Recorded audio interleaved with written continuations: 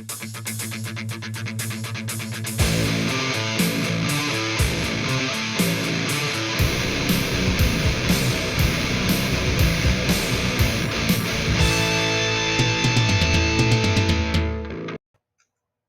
right, welcome back to DSR. I am Bruce, and we are reviewing the last of the subclasses that appeared in that Unearthed Arcana that came out last week called Arcane Subclasses Update, and this is the Transmuter, last but not least.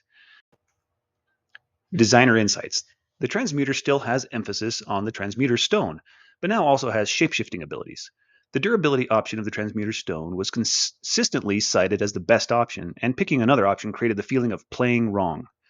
We have updated the feature by making the durability option part of bearing the stone by default. We revised the subclass to have more flexibility in its features, such as expanding the types of spells split transmutation effects. And there's the flavor text for the Transmuter and some design notes. So the first bullet point, Transmuter Stone now gives the bearer proficiency in Constitution saving throws in addition to another benefit. Stone can now also be used as a spellcasting focus. Wondrous Alteration replaces Wondrous Enhancement and grants benefits to the Alter Self spell. Empowered Transmutation replaces Twin Transmutation and applies to any transmutation spell that can be cast with a higher level spell slot. Potent Stone now grants additional options for the Transmutation Stone. Shape Changer returns, allows the wizard to modify the polymorph spell when casting it on themselves. And Master Transmuter now allows you to prevent the stone's destruction by expending a spell slot. So first up is the Transmutation Savant, and this changed the same as every other one of these school specialist subclasses, and it's now just a template, and they all follow the same template. So we're not going to talk about it anymore. Then in the 2014 Player's Handbook, the Transmuter had this feature at second level. You could get your subclass at second level in that version. Now you only get subclasses at third level. And this feature just went away and is not being replaced by anything. It's kind of a bummer because this was a cool flavor idea, but it was always awkward to execute. It took a really long time. It wasn't permanent. So, they restricted it in so many ways that it felt very marginally useful. And I think they could have done something else with it to keep it as an interesting ribbon feature, make it a little more useful, a little less niche, and just make sure you constrain, put the constraint on there that it can't be worth more after the transmutation than it was before. And they could have made this great. And so I hope they do bring this back because it was just a fun little ribbon feature. Now, the first of the real features. So this is interesting. In the Player's Handbook, you got this Transmuter Stone feature at level 6. And in the June UA, you got it at level 3. So this is your primary level 3 feature that you get as a Transmuter now. And there's one other small change here in that previously you could change it when you cast any transmutation spell at first level or higher, but now it's changed in the UA that only triggers when it's a transmutation spell cast using a spell slot. That's a very common change they're making to all of the 2024 updates, and it makes sense. So you can't get some sort of spell through some other means, a species or something else that gives you like an infinite cast at will transmutation spell that isn't a very powerful spell, and on the context of that feature where it gave it to you is fine, but in this context could be problematic. The other change is that they removed this restriction on the movement speed increase that you can get from the stone. Instead of saying in the 2014 version where you only get the speed increase while the creature is unencumbered, it's now just all the time.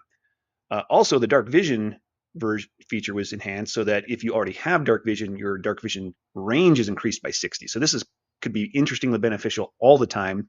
And last but not least, you still have that list of resistances, but they added poison to the list of resistances. And those are both pretty good, but the September UA, not to be outdone, takes it even further. So what they add is that you get this durability feature that previously you had to choose. You now get that by default all the time with this stone, plus one of the other features. So that's even better. And that was always the best option anyway, which is why they made that design note. And then in the June UA, they added an entirely new feature called Wondrous Enhancement. And this one was interesting. I think it gave a feature. It gave a feature that I think a lot of people assumed that this spell already did, right? So Enhance Ability gives you advantage on any ability check with that ability score that you choose for its Enhance Ability. So you have to choose one, and you get advantage on all ability checks with that ability for the next hour. while you concentrate. And I think people assume that also meant saving throws a lot of the time. I know not a lot of players have said that, but it didn't. But this actually adds that feature to it and made it kind of interesting. You might use, I could see using this in a few situations. A lot of the time, spells aren't worth your concentration. They have to be really, really good to be worth your concentration. Um, and this was one of those spells that was pretty close, but not quite enough to make it over that threshold of you would use it pretty often. And so a lot of times it just wasn't chosen. And adding this actually kind of, I think, puts it over that line where this is actually an interesting option. You might use it more often than you think. But then they threw that away. And this is interesting because in the survey, the feedback survey that I gave them, I told them, hey, I thought this was cool and interesting and flavorful. I think you should also add a feature to do the same thing with Alter Self. And I guess they heard me and added Alter Self to the September UA, but then they replaced the Wondrous enhancement. So they missed that part where I said add it, not replace it. And even if they did both of these, I still think that this would not be OP at all. Neither of these spells are super powerful, and you have to concentrate on both of them anyway. So why not just let them have both? Anyway, so let's go on to the September UA. They changed it to Wondrous Alteration, which is you always have the Alter Self spell prepared, and you can cast it once without expending a spell slot. Great. You regain the ability when you finish a long rest. And when you cast the Alter Self spell on yourself, you can only target yourself. It has additional effects on top of what is listed in the spell. So in the spell, you've got these features. I'm not going to read through them all, but it's pretty niche, all of this functionality. I mean, the aquatic adaptation is probably the most interesting of all of these, and only if you're in some sort of, you're going into some sort of underwater situation, or your DM tells you this is a water campaign. But let's look at some other spells, right? First off, Air Bubble, also second level, but here's two big differences. One, does not take your concentration, right? So you can still use your concentration on some other significant battle effect, a summon, a flaming sphere, whatever, to increase your damage on the battlefield, or a big defensive spell. So it doesn't take concentration, and two, it lasts 24 hours, right? Alter Self lasts 1 hour, takes your concentration. So in almost every scenario, Air Bubble is superior. Now, the Alter Self Aquatic Adaptation, it does give you a swim speed and the ability to breathe underwater. So yeah, it's better in a little way. You're going to have a little bit more mobility with the aquatic adaptation, but I still don't think that is worth your concentration. And then coming shortly thereafter is water breathing at third level, meaning a third level spell. So you're going to get it at fifth level as a wizard. And let's look at this. This one, again, 24 hours. The casting time is one action, but you can cast it as a ritual, so it doesn't even have to take your spell slot. So you can just ritually cast it at the beginning of your day, and it affects 10 creatures. So you can cast it on your whole party at the beginning of the day. Everybody has water breathing, and you don't even have to do it reactively, right? You can just cast this, everybody's set, and you don't even have to worry if there's water or not. You're set for the whole day, right? Just good. And this kind of highlights the big standout problem with Alter Self. Because it takes your concentration, you can't cast anything else. So you can only do this on yourself. And what's the number one thing wizards should never do? They should never go anywhere by themselves. So if the rest of your party doesn't have some way to be just as mobile underwater and breathe water, then you shouldn't be going there anyway. You don't want to do this on yourself. I mean, there might be some niche scenarios where there's no monsters and no traps, but you just need to swim a certain distance and maybe get on the other side and pull a lever, open a door, something like that. Any other situation, it's probably better off just not using Alter Self and somehow find a different way around so that you're not by yourself in this situation, because you're still a squishy wizard, right? You're going to get killed. All right, let's go on to the next part of the Alter Self spell, which is Change Appearance. So again, it sounds cool, and perhaps one of the benefits of the Alter Self spell is that it's got some flexibility there. You've got 3 different options, but Change Appearance just isn't that good. Again, taking your concentration, you're probably better off just combining Enhance ability for Charisma. Even with the benefit, the enhancement you get as the Transmuter here, Enhance ability is going to give you advantage on every Charisma check, whether it's Intimidation, Persuasion, Performance, which Performance is going to happen a lot when you're trying to imitate somebody specifically, and your Deception Charisma checks, right? This is going to enhance all of those, not just one. And Disguise Self doesn't take concentration, so you can combine these together. And Disguise Self allows you to change your clothes as well. Now, there is the small benefit back to Alter Self in that it's not an illusion. Like you are actually changing your body. So if you're going to go into a scenario where you know they're going to touch you and there's no way around it, then that might be the one very niche scenario where the change appearance from Alter Self is going to be better than Disguise Self. But again, you're not changing your clothes. So which one's better, right? Your clothes don't match the way you look. I don't know. Like in most scenarios, this combo of Disguise Self plus Enhanceability is going to be superior to Alter Self. And then the last one, which is Natural Weapons. Cool idea. I mean, for some reason, I really like this idea of kind of partially shape changing into some sort of partial animalistic form, kind of like the hybrid werewolf idea. But again, let's remember you're a wizard. You're a level 3 wizard. You've got 20 hit points, maybe less. Your AC is maybe 15. If you've got mage armor going, and you don't even have a lot of spell slots to be doing that, so maybe you don't have mage armor going, and you're going to wade into melee for a single attack that does 2d6 damage plus your intelligence modifier, and your only benefit you're getting is advantage on Constitution saving throws to maintain concentration. Well, that's great, but you're concentrating on this. So it's not helping you concentrate on anything else. It's just helping you concentrate on Alter Self. So this is super underwhelming, and even though this is almost a trap, you should not wade into combat as a wizard with this attack. Just at level 5, your cantrips are going to do more damage than this, and at range. So this needs to be. They either need to greatly enhance all 3 of these enhancements of the Alter Self spell, or do something like just take off concentration altogether. Like when add that to this feature. When you cast Alter Self, it doesn't have concentration at all. And even then, I still think you need to enhance these to make them better. Like it's still not enough, because the Alter Self spell is just a really bad spell, and these enhancements don't even bring it back across the line of being good. Now it's still not a good spell, and when you're anything that's not a great spell, you should never spend your concentration on it, even if you have a free casting. Like they might as well just either remove concentration or just delete this feature entirely, or go back to Wondrous Enhancement. That at least had some promise. All right, moving on to level 6. I think we beat that one enough. Level 6. So the player's handbook, your feature at level 6 was the Transmuter Stone, which moved to level 3 now. So there's nothing to compare with these 2 new options. So the June UA had this feature called Split Transmutation, and all it did was replicated the effect of the new version of the Twin Spell meta magic, which is if the spell can be upcast to increase the number of targets, then this one gets a free effective level increase by 1.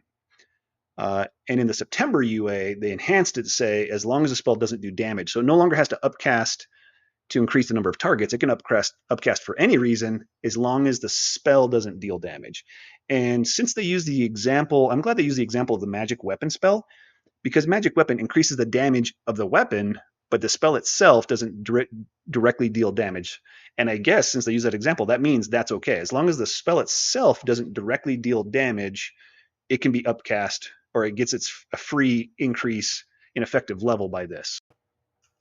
And you get to do it a number of times per long rest equal to your intelligence modifier. So that's interesting. I love to hear people's playtest usage, like experience with this, to see how much of a difference it makes. Moving on to level 10, in order in the September UA, we have Potent Stone, which was a new feature added in the June UA, and it works exactly the same, except in the September UA, they added 2 new options that you can now choose as part of those options you get with your Transmuter Stone. And the 2 new options are, first, you get Mighty Build. The bearer has advantage on strength saving throws. The bearer also counts as 1 size larger when terminating its carrying capacity. That's very interesting to put on a wizard, but it might make more sense in just a moment when we see the next feature, Shape Changer. Because the most often, the majority of the time when you're going to make a strength saving throw, it's because you're in melee and you're hit by a creature that has some sort of effect that causes you to make a strength saving throw to be pushed or knocked prone or grappled, right? Those are the things I see most, and it's usually a melee ability, not always, but usually melee. And as a wizard, you never want to be in melee. So, it's interesting they put it on there, but it maybe makes sense in a moment. And the other new option is Tremor Sense. You get the bearer gains Tremor Sense with a range of 30 feet. That's pretty interesting. There are scenarios where that can help. It lets you know the location of creatures that you can't even see through walls, through clouds, through all kinds of effects, and even if you're blinded. So there are some scenarios in which you might want to use that. All right, let's move on to Shape Changer. So in the 2014 Player's Handbook, this was your only 10th level ability, and they brought it back in the September UA. Now, they didn't get rid of Potent Stone at level 10 that they added in the June UA. They just added this on top of that. So now in the September UA, you get both abilities, or both features. And in the 2014 version, it let you cast Polymorph once per short or long rest, but it had this restriction that if you cast it on with using this feature, you could only cast it on yourself. And when you did so, the beast that you choose, the beast form that you choose, has to have a challenge rating of 1 or lower, which is pretty low, right? And in the September UA, they've changed it. So now it's once per long rest, you get to cast this polymorph for free. And also, but not necessarily the same casting, once per long rest, when you cast polymorph only on yourself, you can modify it. And when you modify it, you actually enhance it. So not only do they remove the nerfing, right, of being CR1 or lower, they've actually added some enhancements. And this is another one where this is the feedback I gave them in the feedback survey, that they should, instead of adding these nerfs, make it more like the Druid's Wild Shape. And that's exactly what they've done here. So you can see that your game statistics, you retain your personality, memories, and ability to speak. And that's the first thing you didn't have. The polymorph spell says you do not have the ability to speak. So now you retain that. You also retain your intelligence, wisdom, and charisma scores. Again, the polymorph spell did not do that. And you retain all of your class features, languages, and feats. And this is interesting, right? For a few reasons. Intelligence, wisdom, and charisma scores, those are going to help your saving throws and ability checks while you're in this animal form, which is good because these animal forms tend to have pretty low intelligence. And, if the monster's got some sort of intelligence-based save spell, you're going to get zapped by it while you're in this beast form. So that's going to help you. Class features is interesting. That means you're going to keep all your class saving throws. So you're going to still be proficient in your intelligence and wisdom saving throws, which again is great. But also interestingly, and I don't know, I know that not everybody agrees with me on this, but your proficiency bonus is a class feature. A lot of people think it's not, and I am absolutely, until they release some sort of like sage, or unless they release some sort of sage advice that says it's not, I adamantly believe that proficiency bonus is a class feature. It's right there listed in your class features table under every class. It is a class feature. And why is that important? Because all of your beast forms are going to lower, when you change it to a beast form, it's going to lower your proficiency bonus, right? Even the very best beast form you can get is CR8. There is not a CR9 or higher beast stat block in the game yet. So, and a beast or any creature at CR8 is going to have a proficiency bonus of 3. Well, once you reach level 9, which you will be because you don't get this feature until level 10, so you're at least level 10, your proficiency bonus is a +4, and it goes to +5 at 13 and +6 at 17, and you're going to lose that. It's going to drop to 3 if you don't apply this. And frankly, absolutely, see if you can change my mind. Somebody give me a really great argument to change my mind, but it's probably not going to work because I adamantly believe proficiency bonus is one of your class features, and that is a small way that this enhancement actually buffs this form, right? It's not just the regular polymorph that anyone can do. You're actually going to have a slightly higher attack score and better saving throws because of that proficiency bonus increase. And you retain your feats. Now, the feats is normally I'd say is pretty exciting, except that you are not a martial character. You're a spellcaster, so you probably have very few to no feats that are going to help you while you're in beast form, because the things that are going to help beast form would be like martial feats, like Sentinel, things like even Savage Attacker, which I know is generally not considered a good one, but in this case, that would actually be pretty interesting because your high level, high CR beast forms that have actually really big attacks. And so if you could apply Savage Attacker to these big attacks and get a reroll on those where it's rolling a bunch of dice, that could help quite a bit. Other things you might be looking for would be like Crusher, Slasher, Piercer, because again, enhancing these big attacks that your beast forms are doing, things like that. Okay, so that's the idea. You're not likely to have many or perhaps even any of these as a wizard, right? So the feats are not going to help that much. Although, and again, I don't know if everybody agrees with this, but your part of your feat, and it doesn't put any qualifiers on this, right? It doesn't say part of your feat. It doesn't say the non-ability score increasing parts of your feats. It just says you keep your feats. So if you have a feat that increases your constitution, that increases the beast form's constitution, as far as I'm concerned. See if you can change my mind. Give me a really good argument why that shouldn't be the case. Um, if you have a feat that increases your strength or dexterity, that increases the beast form's strength and dexterity as well, and they should apply.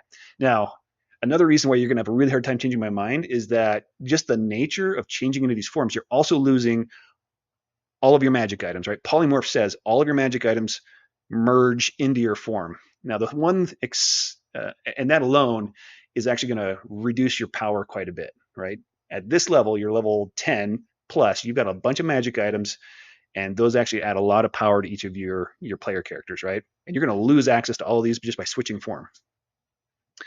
And finally, and I had to think about this one. So if you're using the Transmuter stone, you've got it on you. It is an object. Technically, it would go away, but then it says you keep all your class features. Well, that object is one of your class features.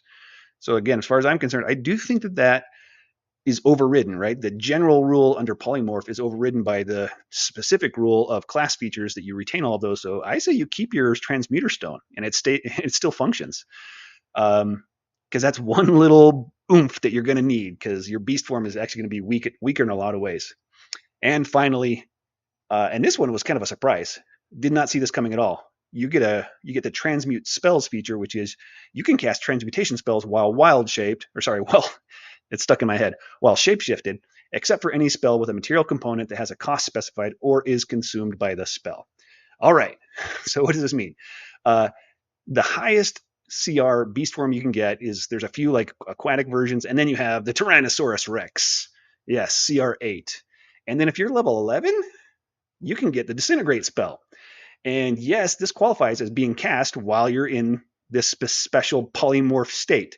So you can polymorph into a giant lizard, have a breath weapon that's like shooting beams of disintegrating energy, and you are Godzilla now. Living the dream.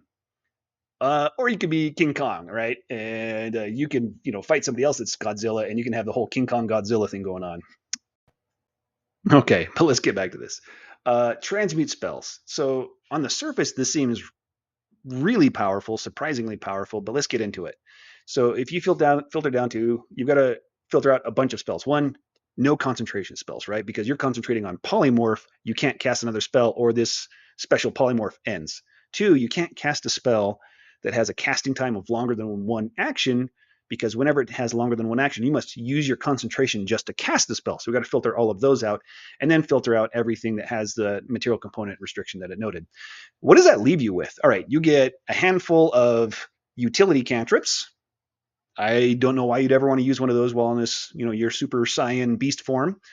Then you get Catapult, Featherfall, Jump, Longstrider. Some of those are interesting. You might need to use so that you like run faster as a Tyrannosaurus Rex or King Kong, I guess, or you got better jumps, right? That's going to be really evocative for the King Kong. But now these are like game-changing spells. All right, blindness and deafness, that one's interesting. It's a good control spell, and you would definitely want to be upcasting that on a bunch of enemies to make it worth not using your action to just attack, because you're Super Saiyan. You've got these big attacks. So, is that interesting? Then you got magic weapon, pyrotechnics. Again, not things that you're probably going to use while in this form. Blink, maybe. I don't know it's worth your action. And on top of that, you're a big beefy thing on the battlefield. You essentially turned yourself into a frontliner. You went from being a back row ranged, blaster to, now you're a frontliner. And you don't want to be blinking out of existence between your turns, because you're supposed to be on the front line absorbing some damage and blocking some enemies, right? Protecting your allies, I guess. Erupting Earth, not a great spell. Stone shape, kind of same thing. Pass Wall, I don't know why you would. Transmute Rock, maybe. As if you really need to control some enemies or lock them all down so they can't escape your Godzilla form, yeah. Okay, then that brings it to Disintegrate. Uh, I would probably do that just just for the giggles, right? Just for the like doing the roar and blasting a building with my breath weapon or some enemies. Like I'd probably do it just for that, at least once, right? You got to do that once. But is it a useful, is it mechanically optimized or good to do that when you're in this form? Probably not. I don't think that makes sense. I don't know that you'd want to do that. Maybe if they're at range and you just can't reach them. If they're at range and you can't reach them, yeah, blast them with your disintegrate. But and I forgot to mention this, the create spell jamming helm and sequester spells, I couldn't filter those out, but those are disqualified because they have costly material components. So those don't match and or don't work. And then you've got time stop. And yeah, okay. I could see you wanting to do time stop, for whatever reason. You're in trouble, need to escape, or more likely they're trying to run away from you and escape, and you use time stop to run back up to them when, I don't know, cast some other spells, maybe blink or something. I don't know, pyrotechnics. So once you filter down to the restrictions they leave you with, these spells are not very useful, especially when you're in this big beast form. I think there's a lot of other things you'd want to be doing in this beast form, and you can't access those. For example, your beast form has very poor AC. Uh, your giant ape has 12 AC. Your Tyrannosaurus Rex has 13 AC, and they're going to need help. So you might have a big pool of temporary hit points, but it's going to go super fast because you're going to get hit all the time, right? Level 10, fighting level 10, CR 10 plus monsters. Yeah, they're going to have attack bonuses of +8, +10, or higher, and you're just going to get wailed on. Almost every attack is going to land. So you would love to use something like your shield spell or even stone skin, but shield spell is an abjuration spell and stone skin requires your concentration, so both of those are filtered out, right? So in order to actually make this interesting or make this like useful for what it's really going for, because you're really completely transforming the role you play in the party, right? You're a wizard. Wizards are inherently good at being controllers, blasters. They've got some support spells, and you're on the back line, right? And your rest of your party is relying on you to do that.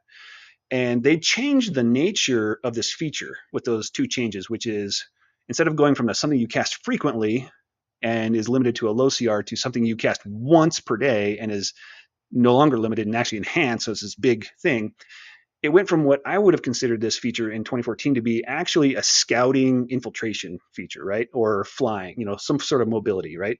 Like you would use this the same way that druids who are not the moon druid would use their wild shape. You don't go into combat with this. You use it to scout, use it to check things out. You turn into a rat, you infiltrate the castle and look at the guards and things like that. Or you need to fly overhead and do some scouting. Okay, you turn into an owl or something. Or you could even turn into a giant canary, which is CR1, and it's large sized and people can ride it. So you can like transport allies some places.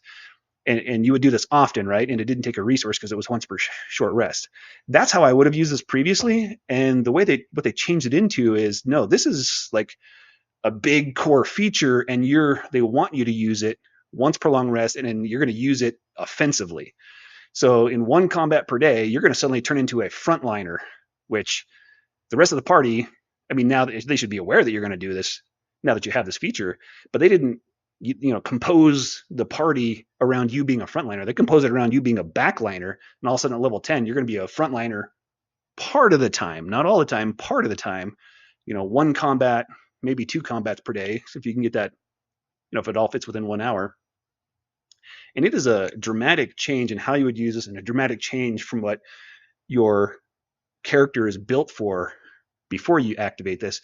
And so I actually think they need to do more to make this a reasonable frontliner so that you don't just run onto the front line and end up getting wailed on, and the rest of your party, instead of you actually contributing and helping, you've actually now compromised the party because you need a bunch of help because you are getting hit too much.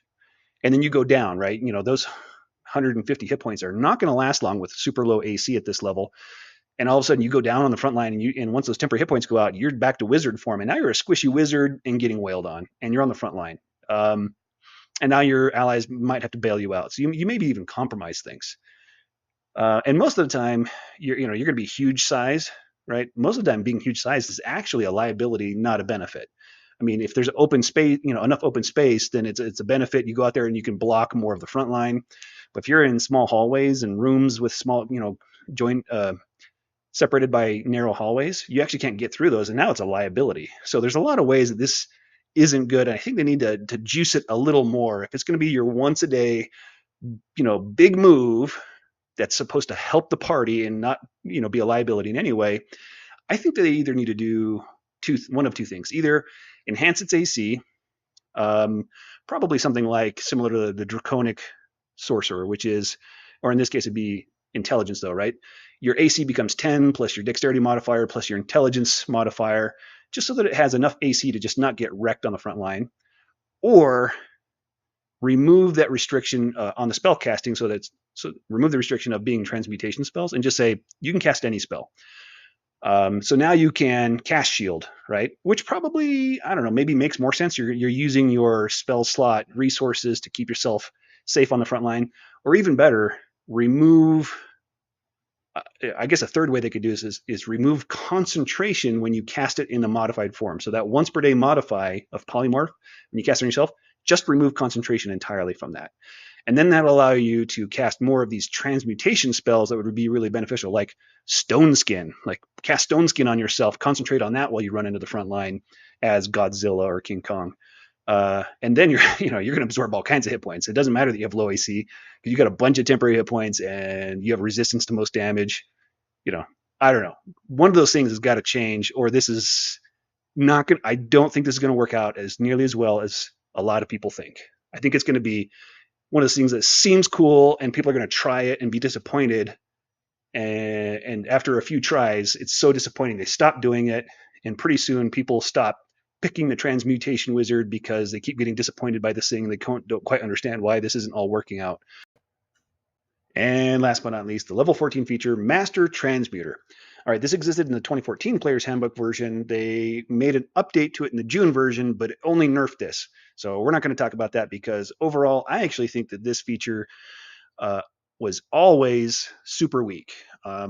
And which was disappointing, because you read the title and you think, it promises a fantasy, it promises something cool and interesting, and then you read the details and it's actually quite disappointing. But the September UA actually enhances this. So let's just compare the 2014 version to the September UA and see what they've done. So first off, this feature causes your transmuter stone to crumble when you use this feature.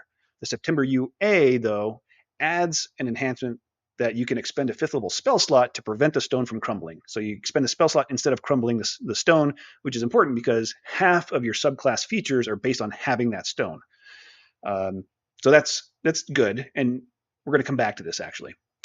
Second up is Major Transformation.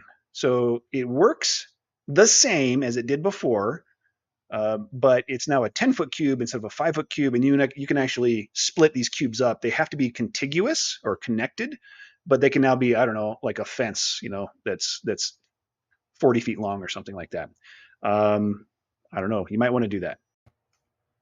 And this isn't a change, this piece that's now highlighted. It actually works the same in both versions, but I wanted to highlight it because it says you change it into another non-magical object of similar size and mass and of equal or lesser value.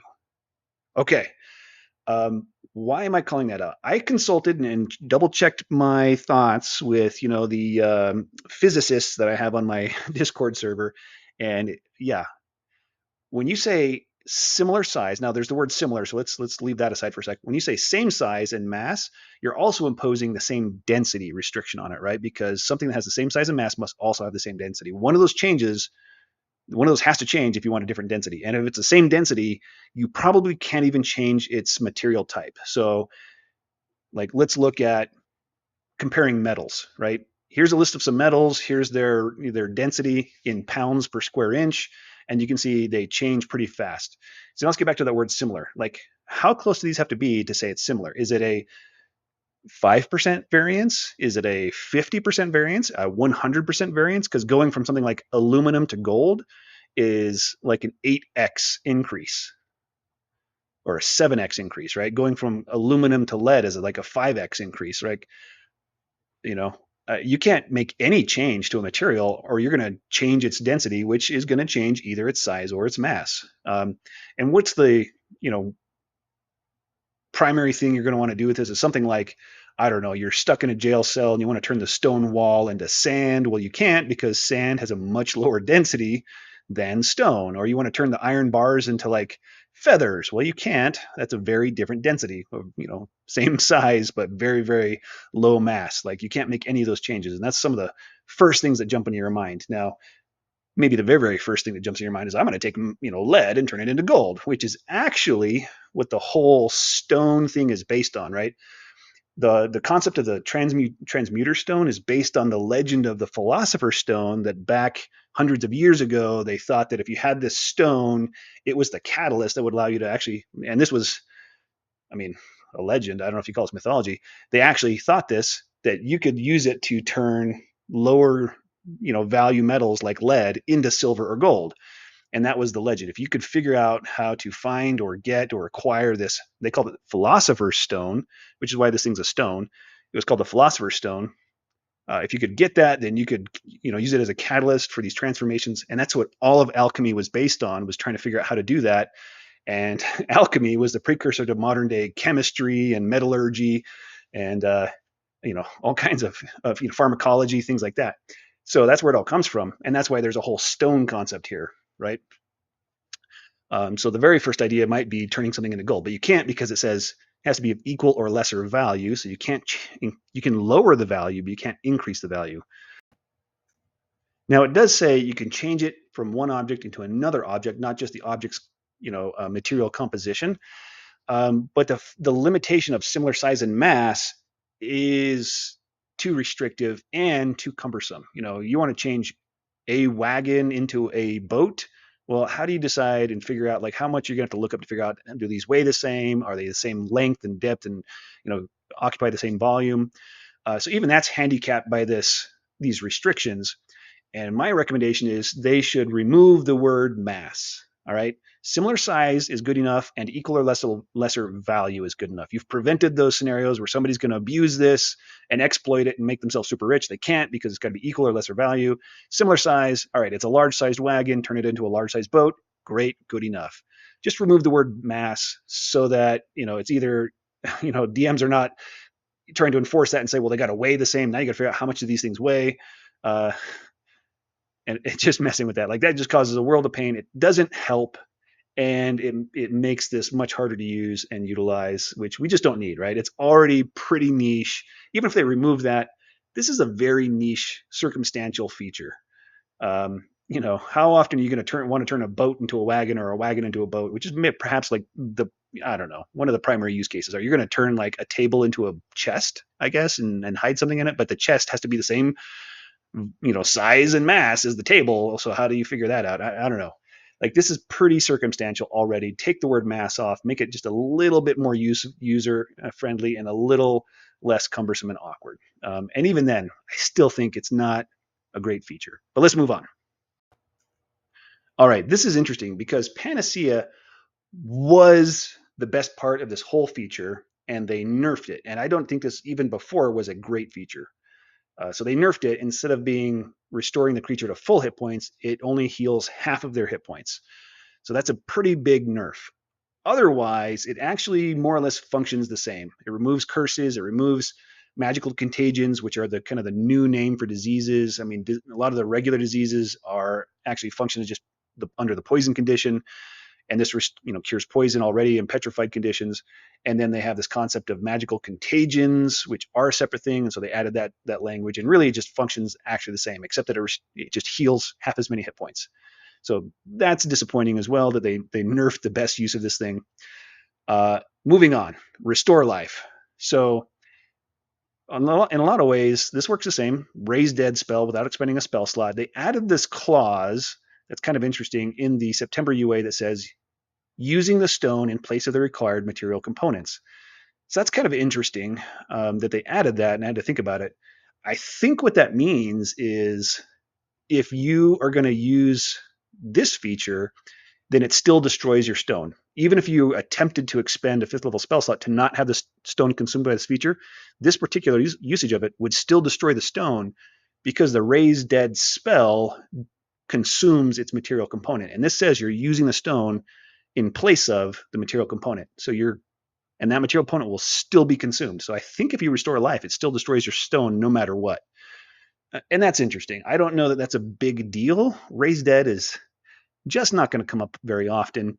And even then, when it does, you probably have someone in the party who's a druid, a paladin, a you know, cleric, somebody who's got these spells already. And so it has to be, in very, very niche circumstance that you need to raise dead. Like the cleric died and you got to raise them. But even then, I'm not sure it's worth expending your transmuter stone, which is again half of your subclass features.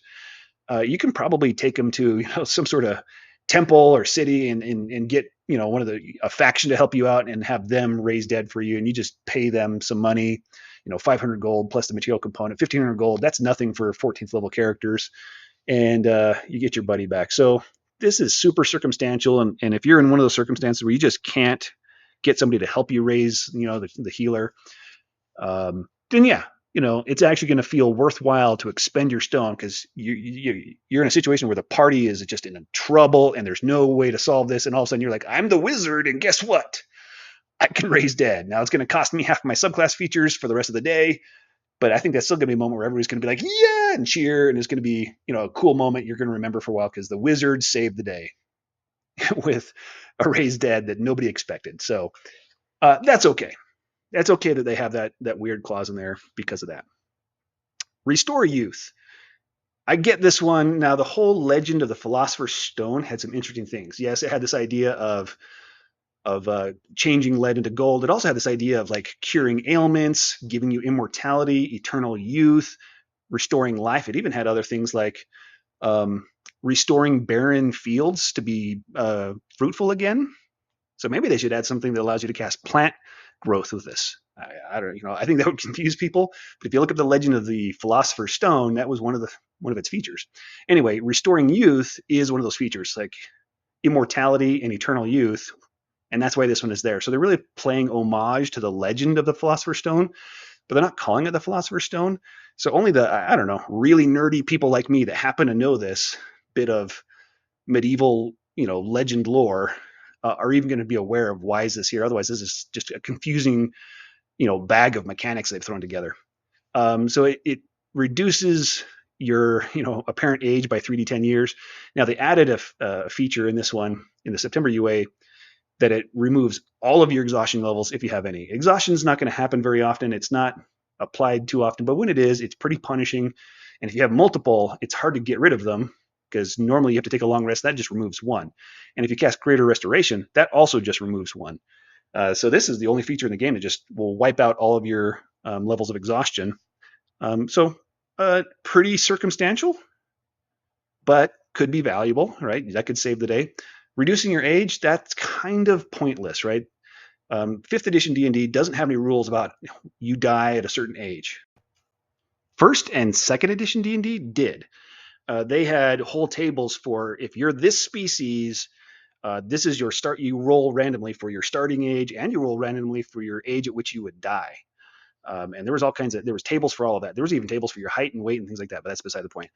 So maybe this would have meant something more in that context, but in the context of 5th edition, your age is basically meaningless. It's more like just a descriptor. It's like your alignment and your personality and your ideals and bonds. Like, it's just how you just choose to describe your character. It has no mechanical impact on your character.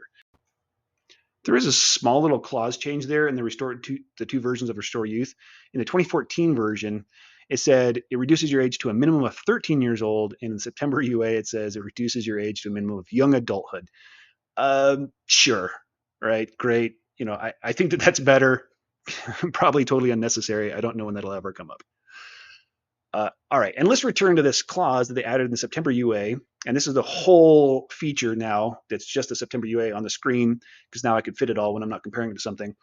And I was thinking about this, and this whole feature, Master Transmuter, was very disappointing in the 2014 version. I still think it was and they nerfed it. They only nerfed it in the June version, June UA. And so even more disappointing. And this is your capstone. This is supposed to be the thing you're most excited about to get to as a Transmuter wizard. And this thing was it's just not great.